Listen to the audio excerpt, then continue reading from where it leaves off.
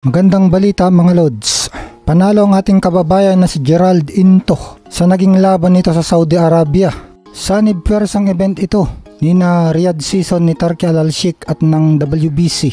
Tinalo ng ating kababayan na si Gerald Into ang undefeated American prospect Ahmad Muhammad Jones via unanimous decision sa score na 59-55, 58-56 at 58-56 sa kanilang WBC Grand Prix Super Lightweight Round of 32.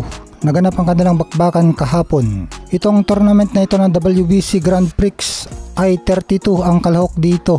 At dahil nga sa panalo ni Gerald Into na ating kababayan, ay umabante na siya sa second round ng tournament at 16 na lang silang natitira.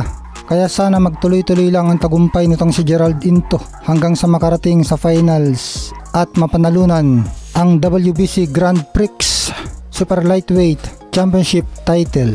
At dahil sa panalo ni Gerald Into ay umakyat ang kanyang record sa 12 wins, 9 knockout at walang talo. Edad 25 years old itong si Gerald Into, southpaw at may tangkad na 5'8", 75% ang kanyang knockout ratio. Habang ang tinalo niyang sa Ahmad Muhammad Jones ay lumagapak ang record sa 10 wins with 7 knockouts at may isa ng talo.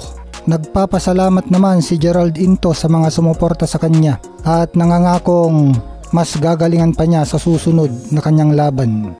Samantala, nagsalita na si current WBO World Super Featherweight Champion Emmanuel Navarrete tungkol sa nalalapit ng laban nila ng Pinoy na si Charlie Suarez. Sa May 10 na nga ang kanilang labanan na gaganapin sa Pechanga Arena, San Diego, USA.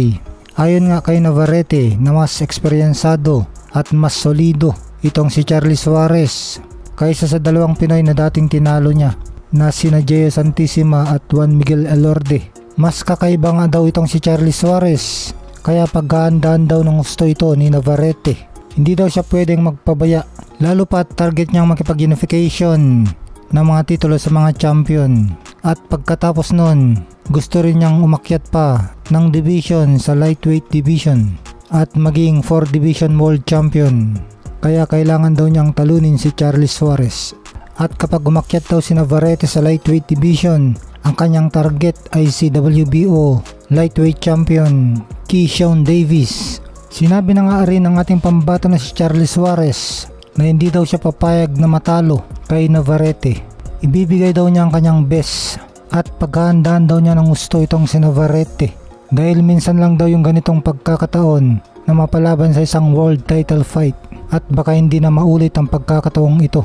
Ayon naman sa boxing analyst na si Attorney Ed Tolentino, sabi niya na gusto daw niya ang estilo ni Suarez dahil sumusugod daw ito at pre-pressure ang kanyang kalaban. Maganda rin daw ang overhand right left hook combination nitong si Suarez at nakakalito daw si Suarez dahil sa kanyang sobrang bilis. Maganda yung estilo noong Suarez kontra kay Navarrete. Dagdag pa na Attorney Ed Tolentino, perfect yun. Didikit siya, wala masyado espasyo.